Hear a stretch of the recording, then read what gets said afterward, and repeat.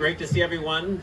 Yesterday was a great opening of the Sacred Steel Summit, and this morning we got out of bed early, and we're filled with the Spirit pretty quickly.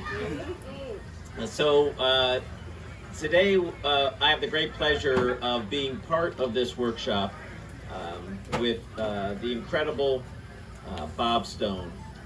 Bob is many things. He was a folklorist for the state of Florida from 1920. From 1990. Wow, he's aging well. 1990 to 2010. We will talk about it today, but it was he who started doing the first survey of players. He gave the name to the genre, but he's also, in addition to being a great folklorist, he's a photographer. He is a record producer. He won the 2011 Florida Folk Heritage Award. He's a guitar maker. We'll talk about that too. And he is a friend to many of us. I've had the great pleasure of knowing him for a number of years.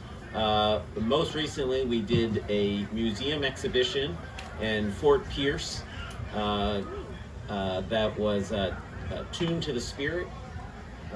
That was a great exhibition of Bob's photographs to celebrate the release of his last book, which was a photo survey from 30 years of taking photos at Sacred Steel events, assemblies, people's homes, funerals. It's a great documentation of the community. And so today we're going to get a chance to talk to Bob a little bit about his history. But please join me in welcoming Bob Stone back to the stage. Thanks, everybody. We have a special guest who's going to be coming along. He's actually playing fiddle. Gets done at 11:30, so he'll be here in a minute. And he's the guy who gave me the very first leads to the House of God Musicians at his music store down in Hollywood, Florida. So he hasn't met a lot of you folks that are from outside of Florida, so that'll be good. That'll be great. Well, Bob, that's a great place to start. You were a folklorist. You've done amazing work studying the cattle ranching community here in Florida. But how did you come across these players and this tradition? Yeah, well, Mike and I were actually bandmates. We started a band that plays Cajun music down in South Florida in 1987. And I moved up here in 89 and started working for the Florida Folklife program, which is part of the Florida Department of State, in 1990, in the fall of, I think it was October 1st. I used to talk to Mike all the time because his store that he was partners in was a happening place. It's all those places are mostly gone now because of Guitar Center and whatever. But everybody came in there, and so some House of God musicians came in. One of the partners was a dobro player, so he had an interest in lap steels, electric lap steels. He even had a couple pedal steels. He didn't really play electric, but he was interested. So guys would come in, because this was a store. They were a PV dealer. And as many of you know, even still today, PV amps are favored by a lot of steel players. Well, anyhow, the first guys that came in said, they'd come in and try a steel, and oh man, this is great, like nothing I ever heard. And they'd say, well, I'm not. They were shy, and they'd say, I'm really not much. You got to hear either Aubrey Gent or Glenn Lee were the two big guys in South Florida. Aubrey was in Fort Pierce. Glenn Lee down in Perrine, which is south of Miami. Well, it wasn't too long after that Glenn Lee blew up his PV amp. He cranked it up to 12 one too many times and blew it up. Back then, a lot of the churches didn't have PA systems, so it was like you cranked it up. If you were in a big auditorium with 300 people, you had to crank it up. And I think we got Aubrey's contact information from Glenn Lee, so it wasn't too long. And I still hadn't, only music I heard was what he'd record over his cordless phone, at the countertop. And remind you, this is in 1992. so it wasn't like the technology we have today. And anyhow, well, I talked my boss into letting me come down. I was based here in White Springs. In fact, my office was in that building where you checked in for registration. And I talked my boss and let me go down and do like a reconnaissance to see what this was all about. And the very first day, Mike went with me. We documented Aubrey Gent. He was living in an apartment that he shared with another guy. He had this steel that it turned out it was one neck cut off of a double or triple neck string master, and some legs cobbled up on it. But he played totally unaccompanied. And it was, you know, we were just blown away, you know. And so I got a recording of that, and then I said, well, we're going to Ely High School down in Pompano Beach to record the Southeast Assembly, you know, where Glenn Lee's playing. And he says, Aubrey said, I hope it's not too much for you. I said, how could church be too much, you know what I mean? Well, I found out.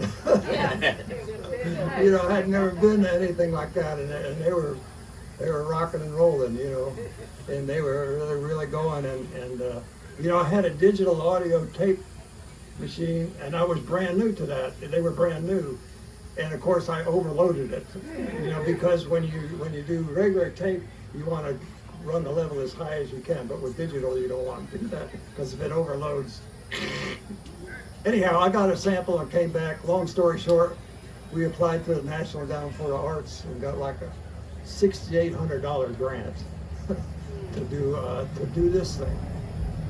It's Yeah, say a little bit more about what that is. well, these are all live recordings, by the way. Some people don't think they are, and it's a cassette, you know.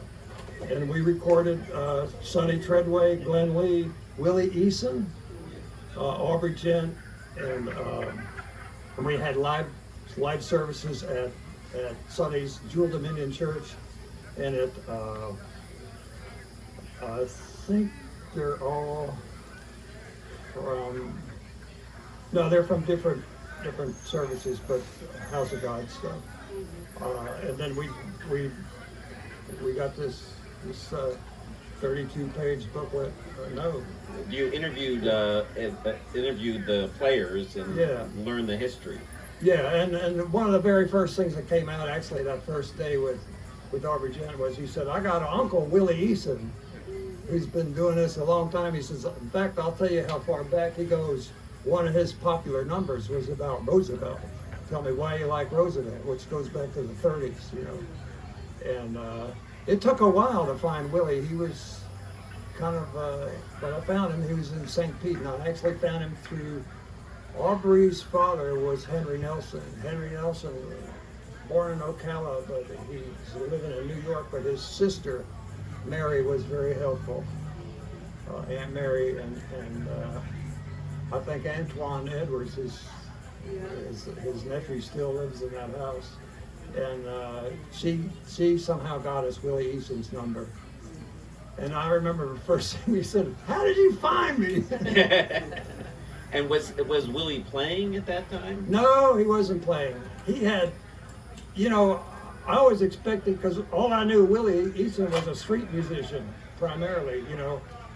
So I'm going to this address, I don't know St. Pete.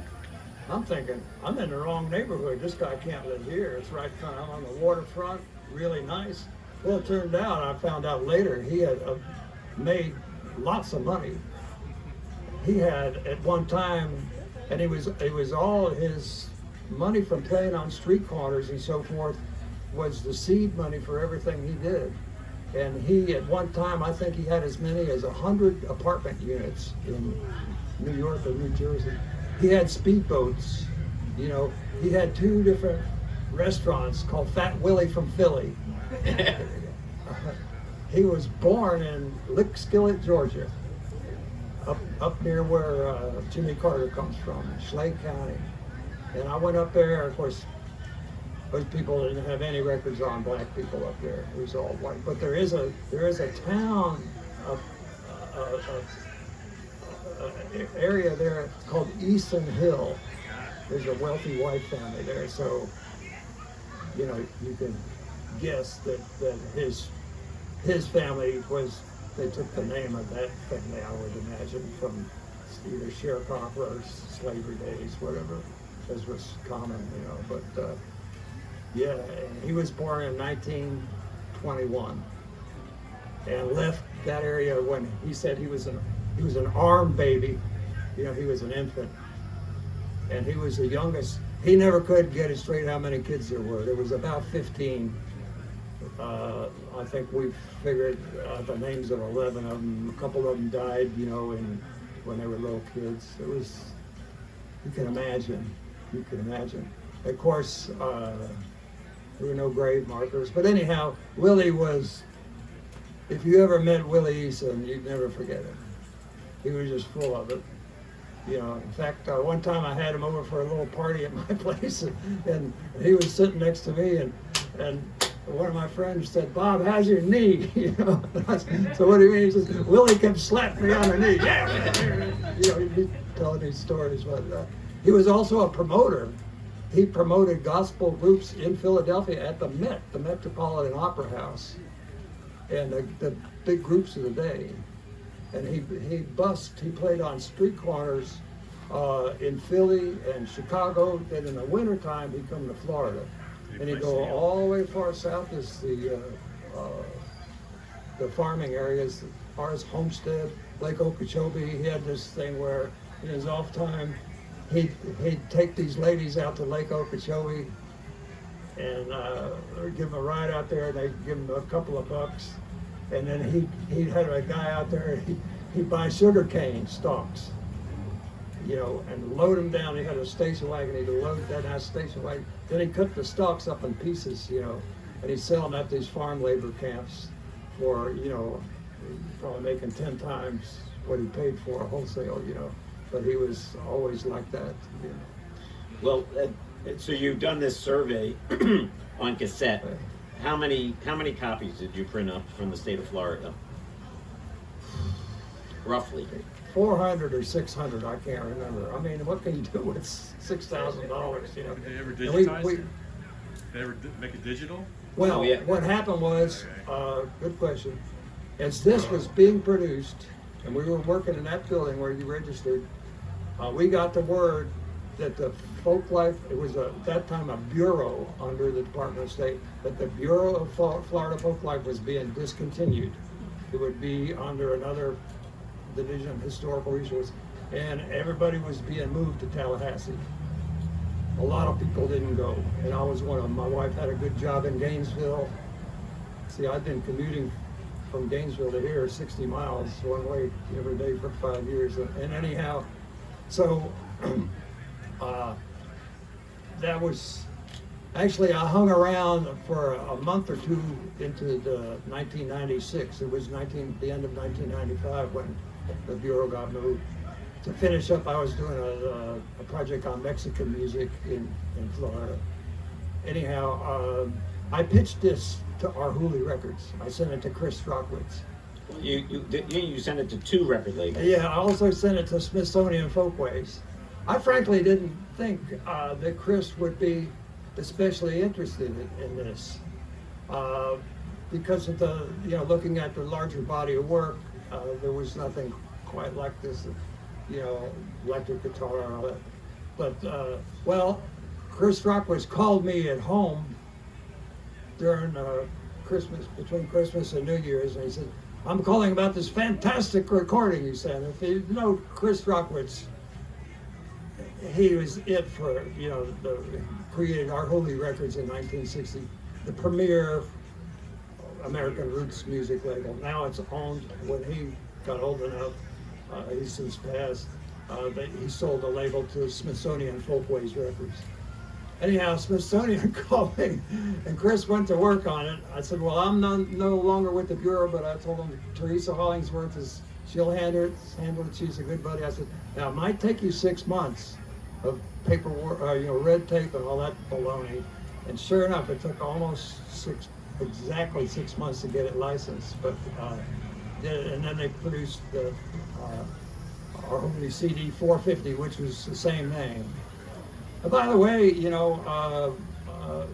we're working on a grant-funded project, and you have a certain amount of bookkeeping. We had a bookkeeper in the office, so you have to call. I have to have a working name for the project. So we just call it Gospel Steel, And then when we got time to produce, got to the time of producing this, we're sort of brainstorming, me and my boss and I don't know, one or two colleagues, and Orman, the boss, said, "Why don't you name it Gospel Steel?" And then a subtitle. I said, "I don't like that because, a lot of this is just functional, sacred music. I wouldn't necessarily, gospel usually has a more commercial, often a more commercial connotation of songs." I said, "What do you do with some of this stuff?" There's Mike now, with his banjo. I don't know, are we allow a banjo? Mama don't allow. Okay, we have an audience, Mike, we can, Right here. oh, okay, you'll hand it to that. Anyhow, it was then that I came up, I said, "So how about," Orman actually said, "How about Sacred Steel?" I said, "Yeah, alliteration, the two S's," and I said, "It's catchy." And well, as soon as any of these groups started doing public folk festivals and so forth, the name stuck. It was, must have been a good name because people started calling this genre of music Sacred Steel. So if you're like a festival promoter and you may have never heard this group. It might have been Calvin Cook, from Detroit.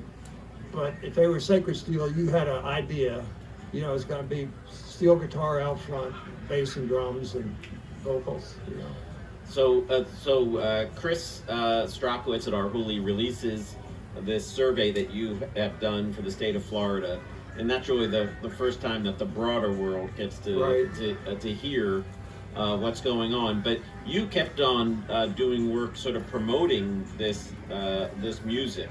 Were you still at the state of Florida when you got grants to do apprenticeship programs?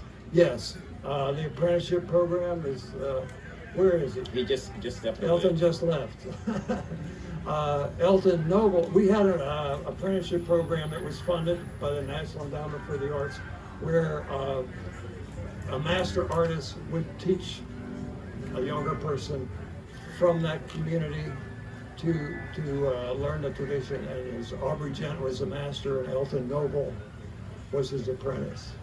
So we did that.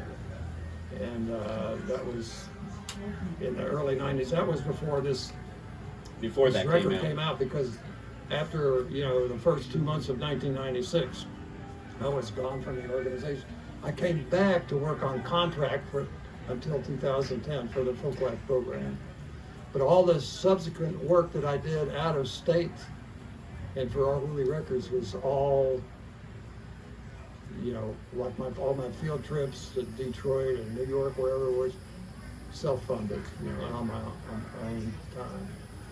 Let's talk to Mike before we get too much farther along. This is Mike Stapleton here. Hi, I'm Mike Stapleton. Yeah, and tell us about the banjo shop where you were partner. Yeah, well, many years ago in South Florida, in Hollywood, I started going to a place called the Banjo Shop because I wanted to learn to play the fiddle. So I signed up, took lessons, was there for several years, and I was in college at the time. And then I was in a bad accident and I lost my eyesight. And I was out of college for a while. And the guys at the Banjo Shop, they knew me. I'd been there so long. They said, "Hey, why don't you come in and become a partner and be part of the store?" So I signed up, became part of the store, became a part owner, worked there for several years, and I met Bob. And Bob and I were playing Cajun music together. So he was down a little bit farther south than me. I was up in the Hollywood area, and he was down by Color Ridge, yeah. Color Ridge. So we'd get together and play music, and I'd see Bob sometimes play dobro and stuff, I'm like, all right, he's playing fiddle with us. I knew he was interested in that. And at one point in the store, Fridays was always really slow. Nobody came in on Fridays, so we always worked alone. But several times on Fridays, I'd be working in there, and a young black guy would come in and say, "Do you have any lap steels?" And I was like, "What?" Yeah, that doesn't fit. The only guys I saw with steels at all was a few Polynesians that worked at the clubs down there, at the Polynesian clubs and stuff. So, and it was in the 80s, you know, and I think they were a little nervous, you know. They were in that banjo store with some strange white dude. I had long hair then, you know. And so they didn't talk to me too much. I tried to talk to them some, but eventually a couple of them came in and they were fooling around with the lap steels and testing them out. And I got talking with him and I said, well, where do you play them? He said, I play them in church. I'm like, what, in church? He goes, yeah, we play these in church. So I said, well, will you play a little bit? We didn't have cell phones in those days either, but I had a portable phone. So I called Bob's phone. And, I was up here. Yeah, He was down in Hollywood. So I called his phone, and I think it went to your answering machine, right? And, Yeah, and well, sometimes live, yeah. yeah, and I said, wait a minute, listen to this. And the guy would play, and I was like, what the hell is that? He said, it's the guy playing the lap steel, and they play him in church. So we eventually got a few names and a few phone numbers. I gave them to Bob, and I had no idea how this thing was going to explode and turn into what it's turned into at this time. But I gave them to Bob, and Bob took off. He ate that thing hook, line, and sinker, and made sure that all these people became known and got into the festival circuits and the concert circuits. And obviously, he's written books and produced records, and it's just turned out to be a total blessing for Bob and for me too, just to have that little part in it.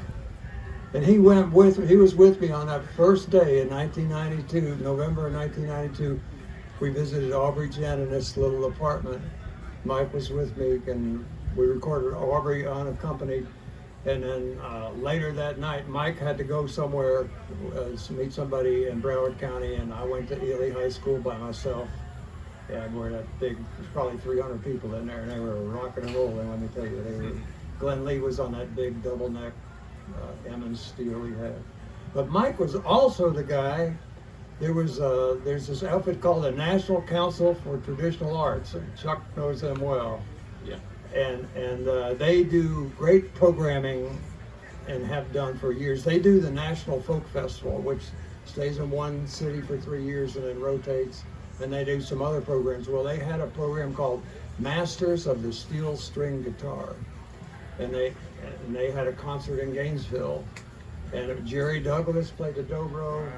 Ray Flack played the Telecaster, and they had Wayne Henderson and a Hawaiian guy, slack key guy, singer. Ledward Kalapana. What? Ledward Kalapana. Oh, Lord, yeah. Yeah, Ledward Kalapana played, and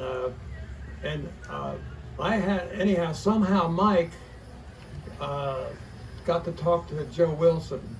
I had to go to work or something, and Mike, did you meet him at breakfast or something like that? Yeah, I think so. Yeah. And right away, Joe, I got in touch with Joe, and so the Aubrey Jen and his father, Henry Nelson, who by that time was already having some serious health problems, they played at the Good Friday concerts at Wolf Track, Virginia, which was a really happening venue. And that was really the first national audience presentation of Sacred Steel. When was that? And was that before the release of the first Arhoolie record? I'm quite sure. Yeah. But about that time, because I remember Joe Wilson telling me that I really should do a CD, and I said, I don't have a budget to do a CD. Yeah. But Joe Wilson served on the board of the Arhoolie Foundation and knew Chris Strachowitz well, and so when this tape package, which still Chris had in his possession up until the day he died,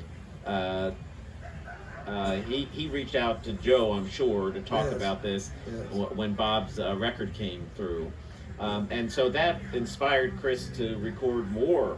Yeah. And you served as the sort Producer. of the cat herder and the producer of those records. And Talk about how you chose for those initial releases. Okay, well, in 1996, in June of 96, I went, again on my own dime, up to the National Assembly of the House of God in Nashville, Tennessee, where there's about 2,000 people for 10 days worshiping and praise music and everything, So that's when I met the Campbell brothers. Of course, I had heard about them, but I met them, heard them play, and was impressed with them as people as well as musicians, and heard some other musicians. Matter of fact, Robert Randolph was still just a kid. Nobody knew Robert Randolph, and they said he went on to have a rock star contract with Warner Brothers. He talked me into taking his picture. You know, I didn't even know who this guy was. You know, and we actually, I had a guy we recorded on what they call ADAT, which was I think they came in units of 8 tracks. And so I think he had two units that we recorded there, but the guy I wasn't familiar with the equipment, and he recorded at the wrong sample rate. And that was back in the days when nowadays that'd be nothing, fix it, you know. But back then you really couldn't do it. You know, you didn't have the technology yet to take something and record it too fast and slow it down, you know. So, but anyhow, that's when I met the Campbell. So when Chris called me and said, I want to do some more records. I want to do some studio records, because this first thing was all live, and later he changed his mind about that. But he called me and he said, I'd like to do 2 or 3 more. And I said, well, 3, and here's who they are. Sonny Treadway from the Jewel Dominion, Aubrey Gent, and the Campbell brothers. And they're all the way from Rochester, New York. Well, again, the Campbell brothers were super prepared. And I get this, black gospel musicians have a tradition of driving heroic distances without stopping, okay?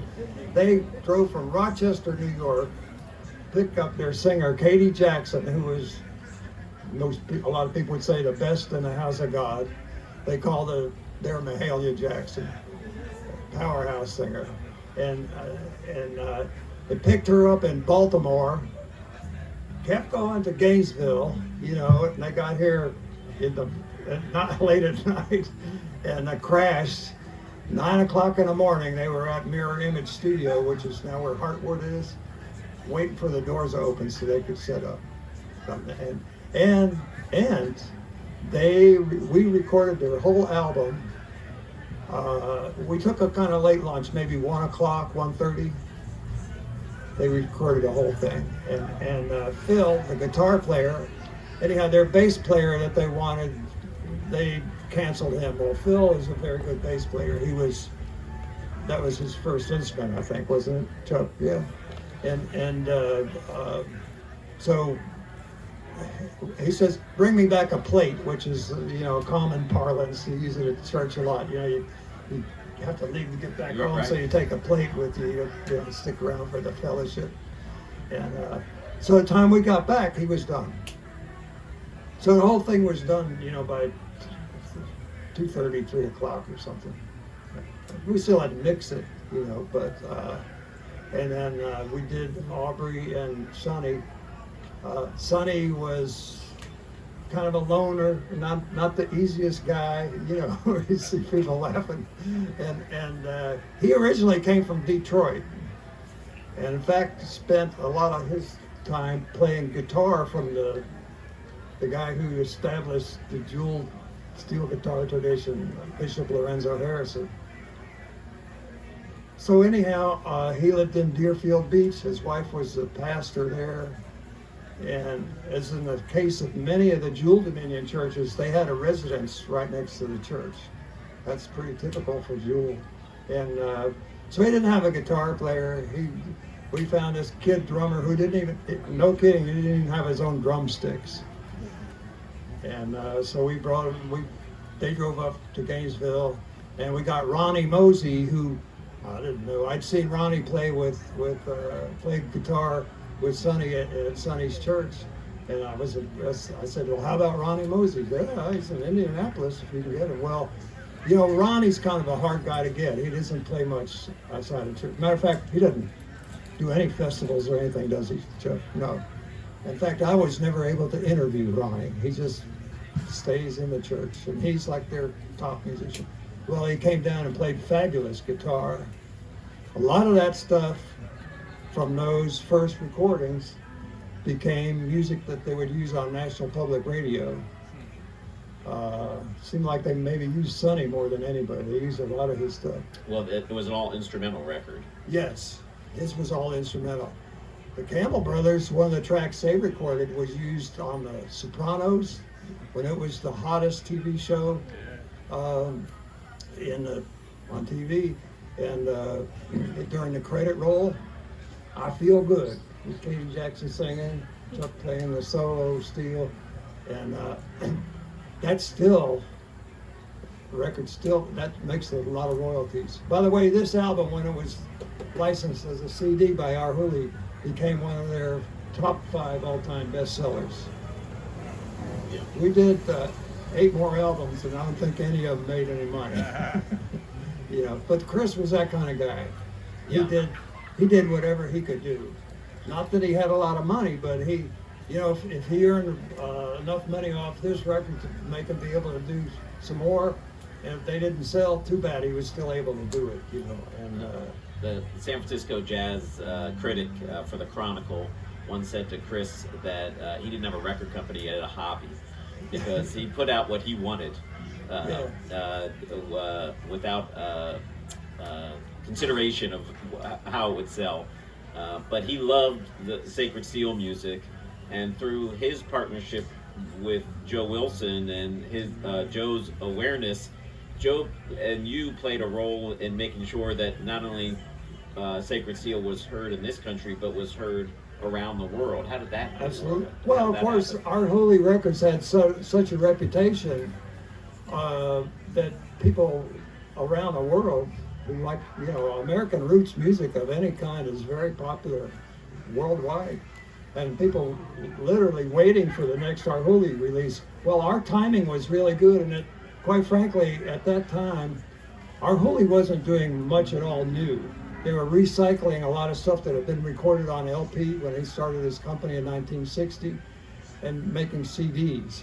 So when Sacred Steel came along, here's this big thing that's totally new. So Chris really loved that. And by the way, the National Endowment for the Arts has an award called the National Heritage Fellowship, which is the highest award, and it's probably going to go because of the orange guy. But he's trying to wipe out the whole NEA. But it's the highest honor that a traditional artist can get. Chuck got that, was awarded that National Heritage Fellowship. They also have a category, it's all for artists, and it's different, you know, people do crafts, different musical traditions, dancers, any sort of traditional arts expression. But they also have one category for someone who's been an advocate for those traditional arts. And it's named after Bess Lomax Hawes, Alan Lomax's sister, who really established the NEA Folk Arts program. Okay, when they created that award, and it must have been, it was about that time, anyhow, Chris was the first recipient. So that gives you an idea of his status among people that are, you know something about documenting traditions. Well, we were going to talk about the international.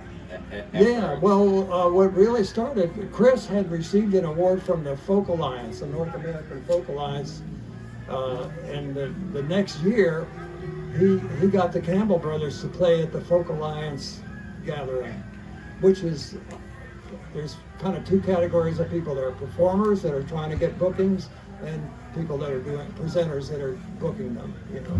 And it's a big thing. Well, the Campbell Brothers played at the Banquet, which is about 1,500 people. And I don't know if Chuck can remember, but they played, and you know, it's a lot of acoustic folk music there. But so this was something totally different, and of course they were hot, and people stood up and applauded. There's Aubrey now, Aubrey Jenks.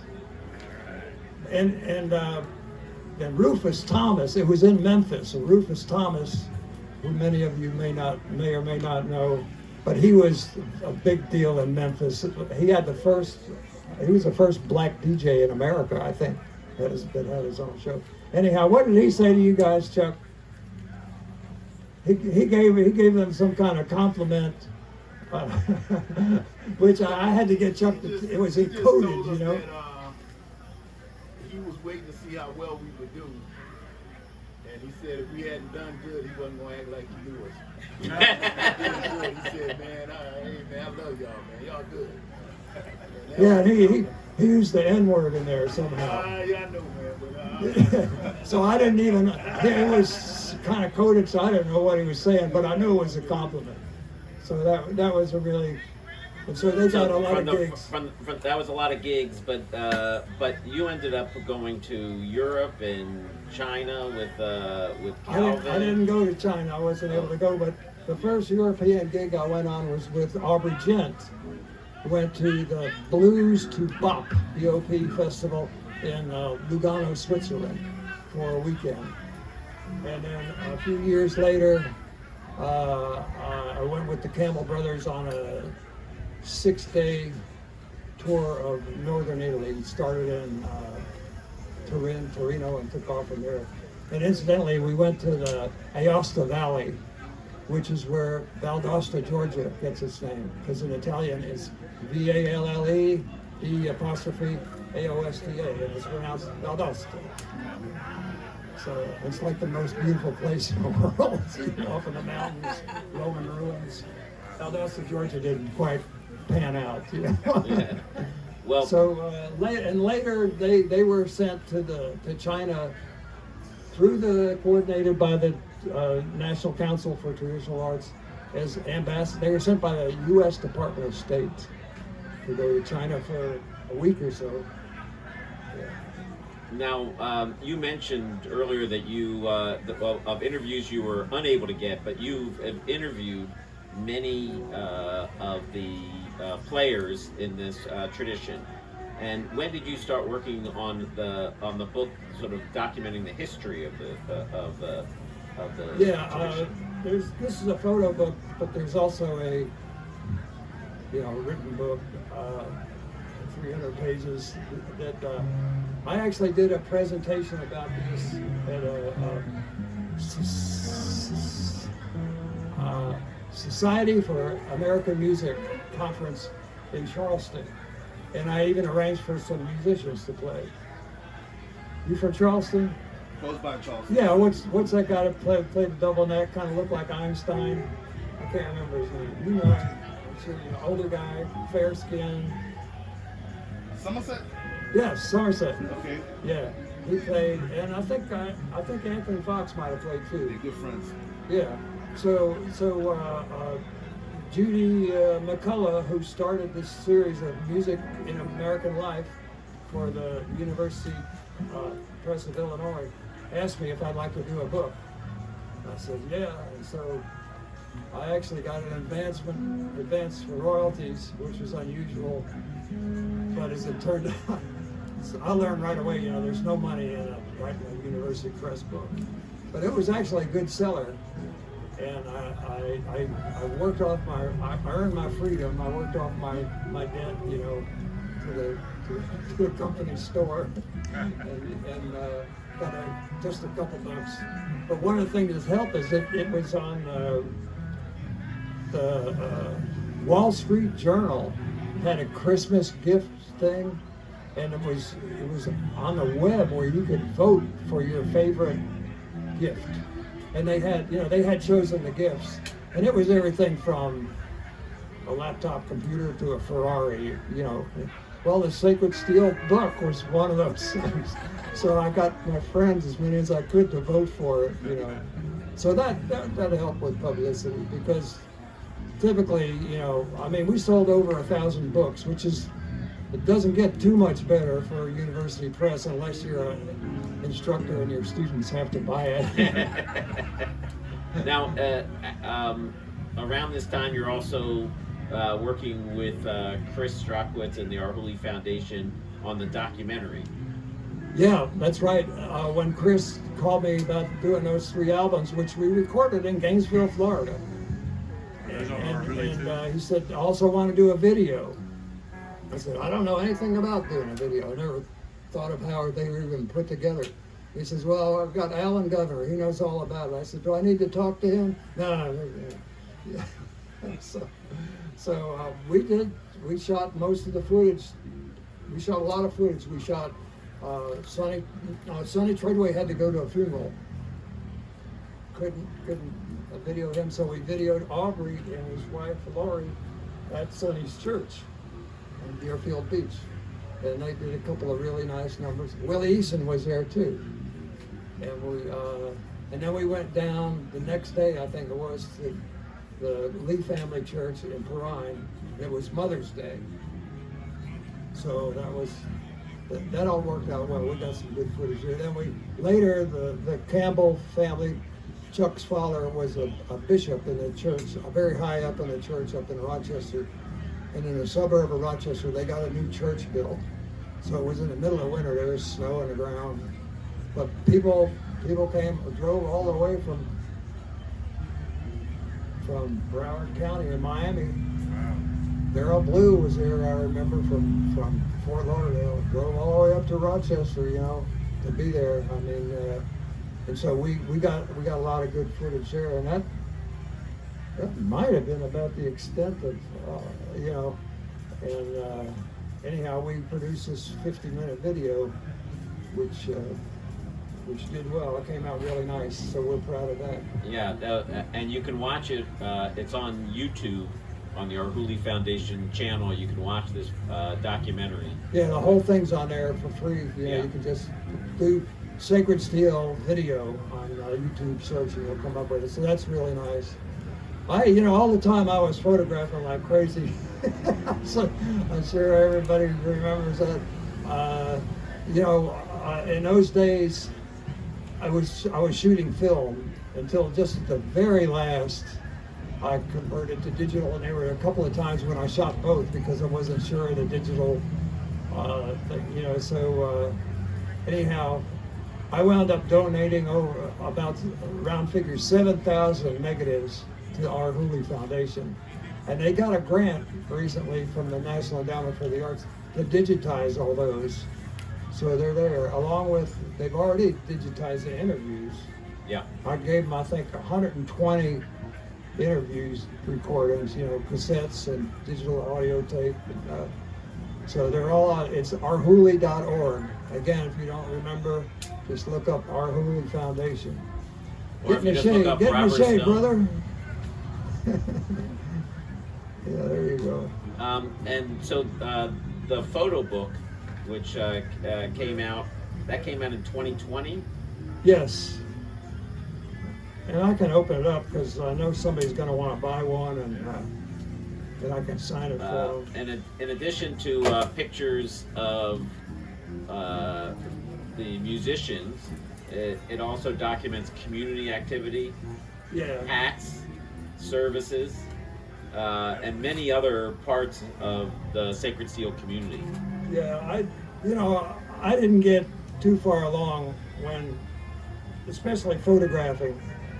I mean, recording music is one thing, but when I was always strongly digital guy, and I saw the minute I started working in folk life, I'm self-trained in everything I do, and I made it a point to be the best photographer I could be. I've read everything I could and studied it, and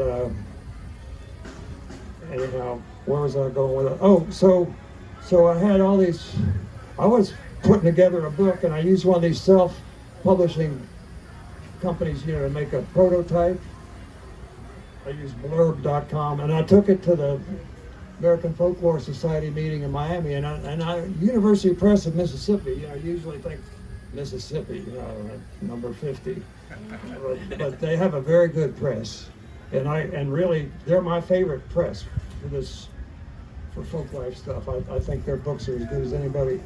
And I took that prototype to the director, and I asked him, what he thought of it, and he really liked it.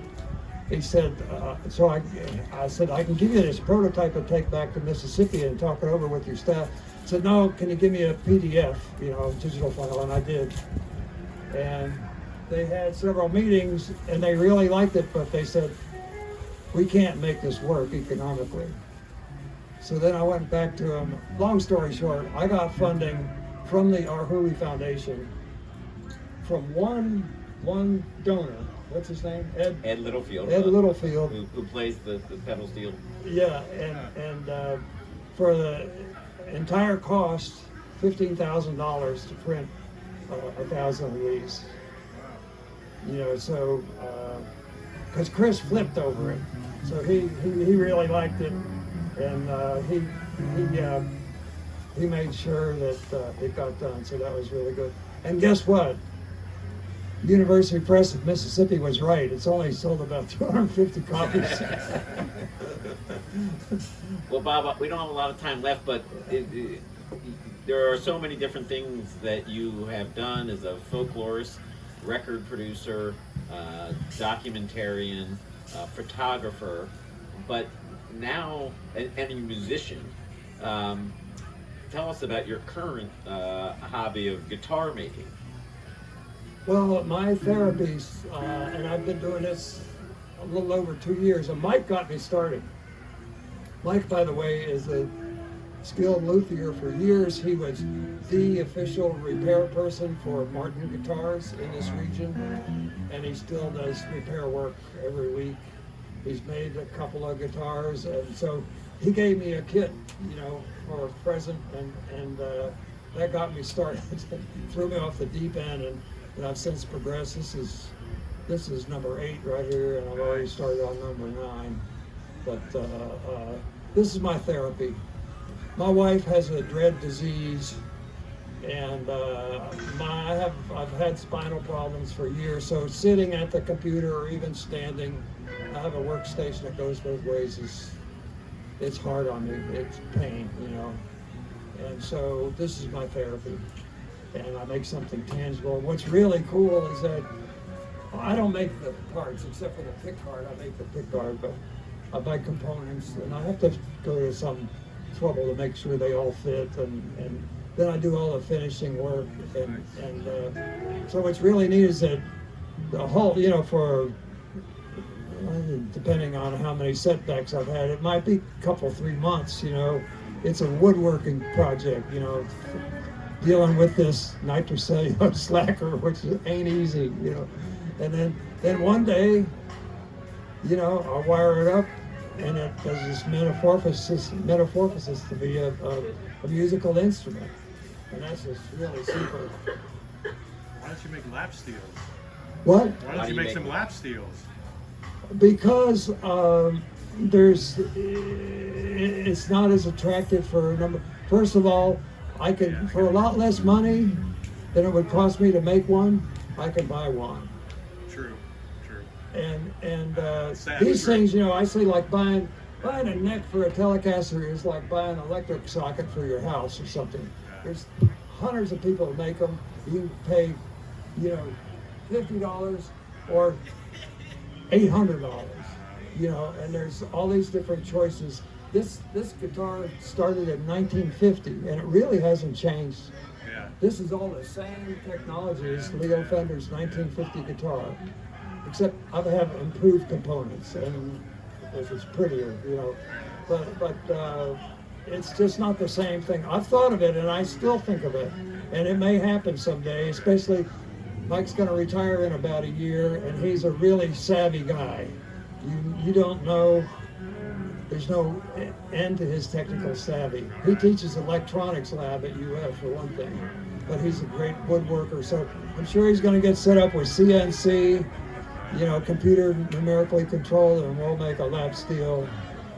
I think just, if for nothing else, just for fun. But, you know, if this were a 1953 Telecaster, Fender Telecaster, it'd be worth $40,000. I just sold a 1953 double neck Fender steel in beautiful condition for $1,800. That's all. So the market is totally different. You can still buy a great vintage guitar or a new one for under $1,500. Oh yeah. So you can't make one from scratch or something like that. Yeah.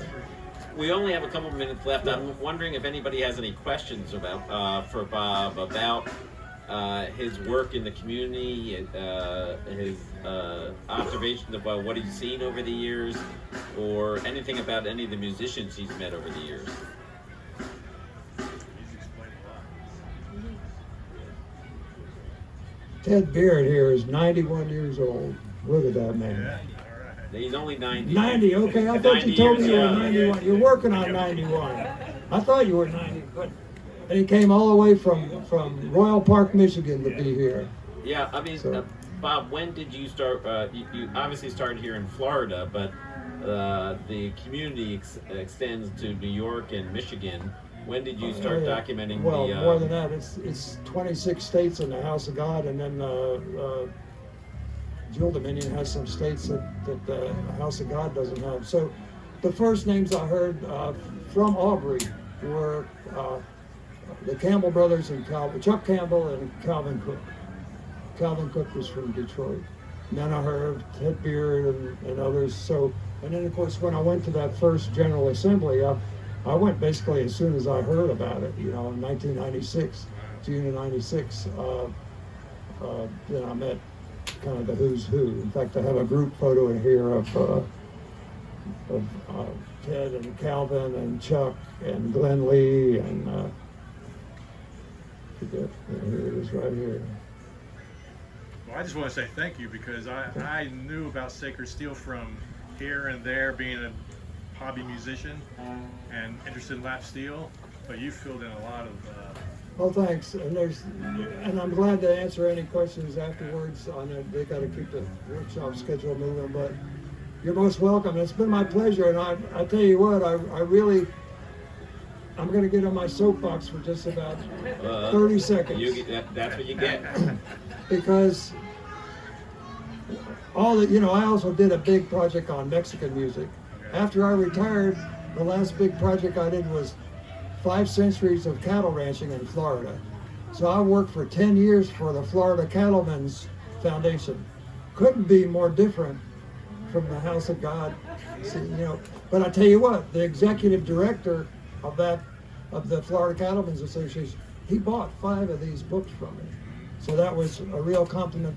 So what I'm getting around to is that the best thing we can do is relate to others in other communities. I had the good fortune of seeing, Florida has got every ethnicity you can think of.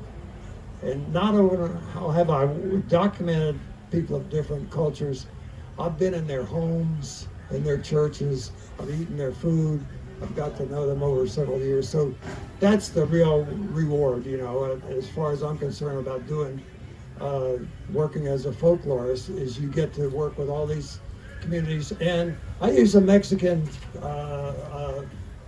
people often for, my friend Tom Granado, who, by the way, was going to be playing in the Folklife area with a Tex-Mex band, was born in Michigan, right? And his 2 musicians in his trio were born in the U.S. They elected not to come because they're afraid of ICE.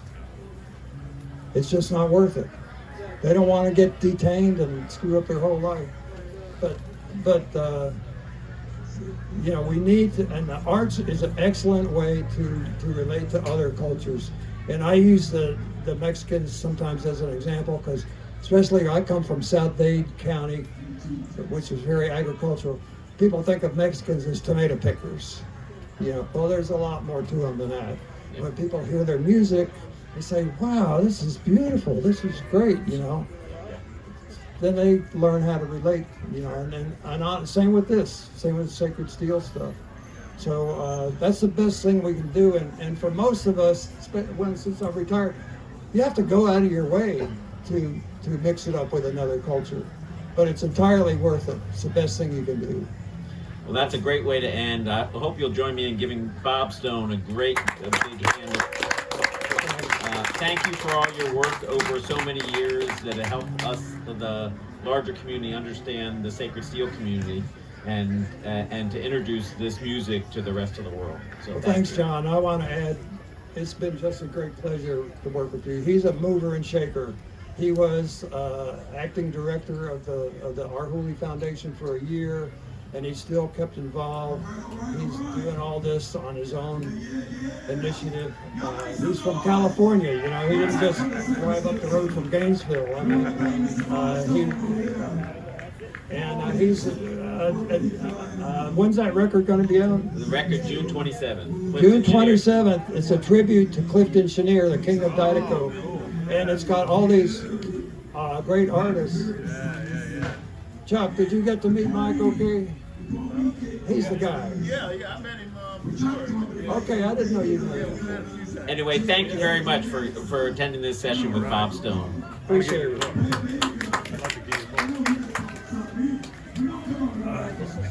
Can't recognize you with your mask.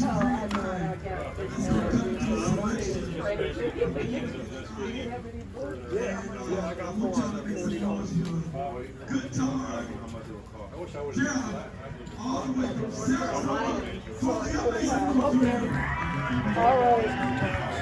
right. Just got 4 of them. Okay. Thank you very much. Excellent interview. Thank you.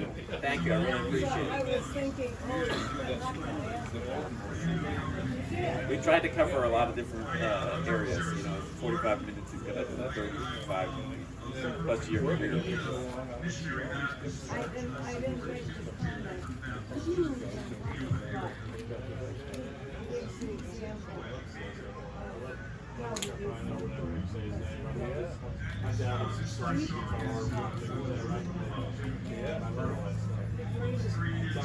Yeah.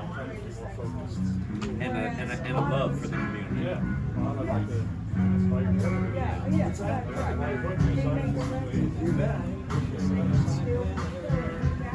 Yeah, yeah. Exactly. What's your name? John Leopold. Yeah. Yeah, I was involved with Chris Rockwood in our movie for 25 years. Right about the time that Bob got involved with it. And worked with Chris many years. The last 3 years of his life I ran the foundation after being on the board for 20 years. I live in Santa Cruz, California.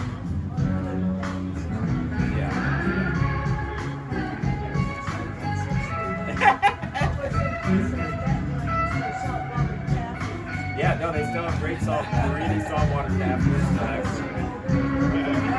Yeah, Chris used to come down to Santa Cruz because Big Mama Thornton played at this little bar, and she would play piano, and she had her harmonicas and water, and she would have that was the band.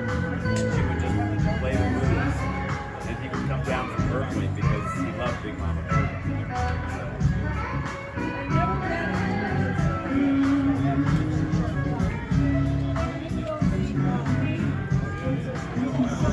That's blank.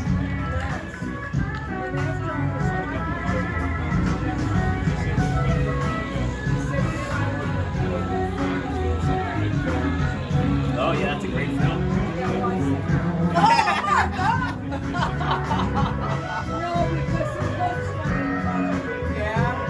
Then you end up seeing it. I think all that stuff now is on YouTube. You have to pay for it. You can see it. I haven't seen that movie in 35 years. Oh yeah.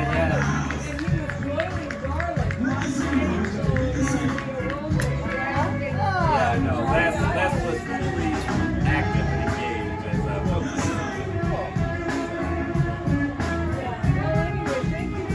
yeah, he lived in here in Florida.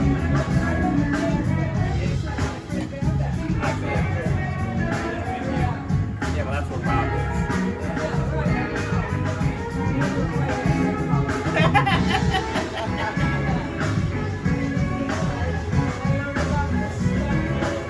Oh yeah, no, I mean, we all did.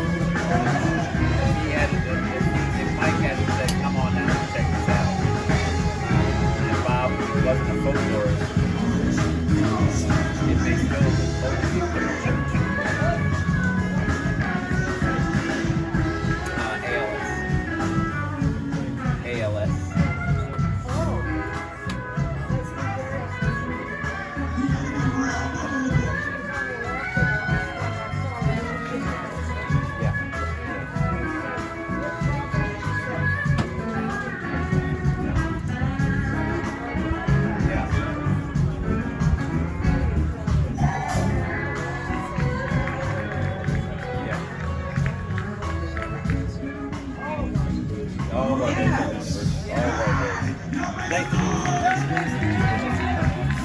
All right.